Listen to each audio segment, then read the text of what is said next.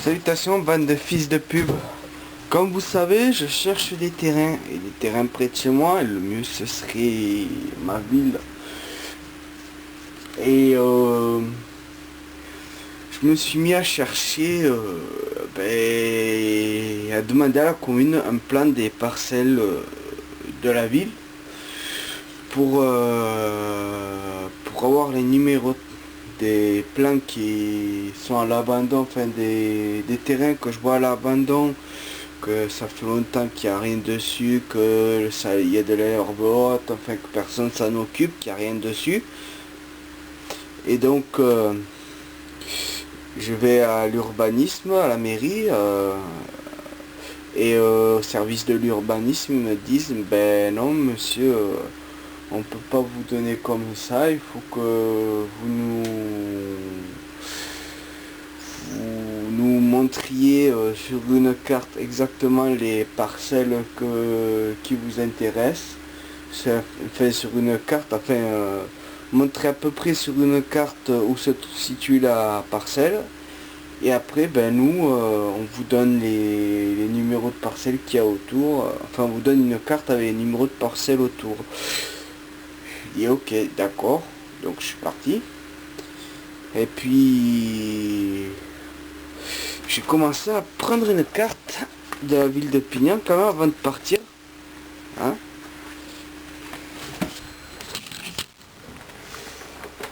J'aimerais bien faire greffer un troisième bras, des fois ça serait bien utile.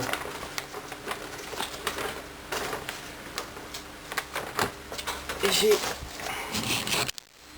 noté les endroits qui m'intéressaient à peu près, enfin voilà. Puis je me suis dit, au lieu de retourner à l'urbanisme et de leur demander des cartes pas précises et me faire chier à attendre une réponse et tout ça, je sais pas comment, les démarches administratives et tout ça, si j'allais chercher sur internet, ça serait plus... Enfin, ça serait moins con. Ben déjà, quand même, il vaut mieux avoir une carte pour noter où on a trouvé. Déjà, c'est un point. Bon, déjà, il faut savoir se situer avec une carte. Hein, pour voir où sont les terrains. Une fois qu'on les a vus en réel, on le marque sur la carte. Et après... Alors, en premier lieu, je tape ça. Site plus cadastre plus Pignan. Tu tombes sur un paquet de sites. Bon, après, il y en a qui te donnent des renseignements, mais c'est payant. Il faut choisir. Moi, j'ai choisi celui-là. Et celui-là, il est spécial parce que quand tu vas directement sur le site, en fait, et que tu cherches une ville, ben, tu mets sur chercher et ça ne trouve rien, ça te reboot à la page. Donc, quand tu mets, comme il faut s'enregistrer, tu fais... comment dire, une copie là, comme ça, voilà. Et là tu fais ton compte.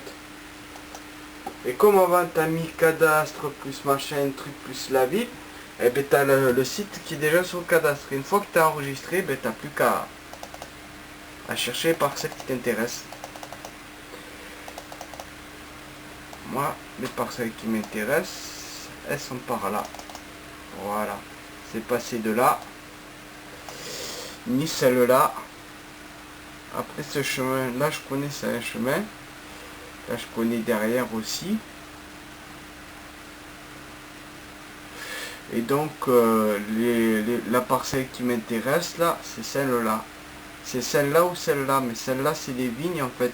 C'est, je pense que c'est des vignes, mais j'ai quand même demandé pour savoir. Cette parcelle là et cette parcelle là, après je fais une demande, vous cliquez sur la parcelle et vous faites qui est le propriétaire, après vous mettez des renseignements, puis vous mettez, puisque vous cherchez un terrain, vous n'êtes pas propriétaire, vous mettez je suis pas propriétaire, et puis tu envoies. Moi, il s'est passé quoi, même pas une semaine. Je reçois un message. Vous avez effectué une demande d'extrait des matrices cadastrales. Enfin, vous voyez, je vais cadastre.fr en date de suite à ces demandes. Ah ben ouais, mais attends, ça fait juste un jour en fait. En un jour, ça a répondu. Suite à nos demandes, un conseiller parcellaire vous a envoyé un message pour vous consulter et y répondre. Merci de vous rendre sur notre site internet dans la rubrique votre compte en cliquant. Donc voilà. Alors, une fois qu'on a reçu ce mail, enfin une fois que j'ai reçu ce mail, je vais sur mon compte.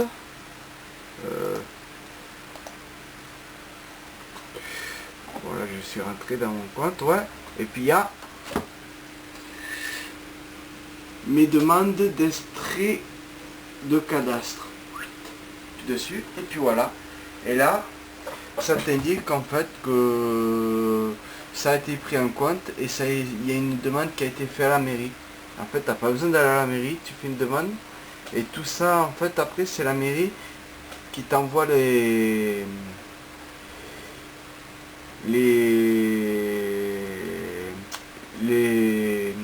adresses des propriétaires ou les noms des propriétaires pour savoir à qui appartient cette parcelle et pouvoir aller les voir et leur demander, puisqu'ils l'utilisent pas, est-ce qu'ils pourraient louer ou même moi je dirais pas louer dessus, je dirais est-ce que vu que vous en servez pas, est-ce que ça vous dérangerait si quelqu'un venait s'en occuper, ferait un jardin bio, un petit potager bio, s'en occuperait, planterait des arbres, ferait quelque chose dessus. Après, de lui-même, il peut dire, oui, ben je loue. Bah, ou dire non. Il dit, même si je vous loue la parcelle, là, ça peut intéresser. Donc voilà, ben j'en suis là. J'attends les papiers dans la boîte aux lettres. Et voilà. Ah, j'ai oublié de dire aussi que je ne sais plus ce que je voulais dire. Aïe aïe aïe aïe aïe, pourquoi ça me fait ça? Ah, mais je sais plus ce que je voulais dire. Ah oui, voilà, il y a, après sur les smartphones, si vous avez des smartphones, il y a des applications qui existent. C'est que vous êtes géolocalisé ou c'est que vous trouvez la parcelle en fait. Comme ça. Le numéro de parcelle.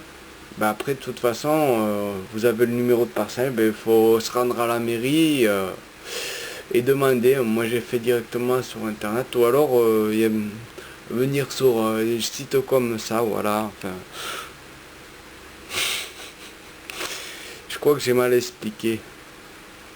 En gros, ce que j'ai fait la démarche de chercher le numéro de parcelle, en fait, on peut le faire en se géolocalisant sans avoir à se repérer sur une carte, en se géolocalisant si on a un smartphone. Moi, comme je suis contre, j'ai préféré prendre une carte. Et déjà, j'ai pas de smartphone, je vais pas en acheter un pour ça, même d'occasion. Donc voilà.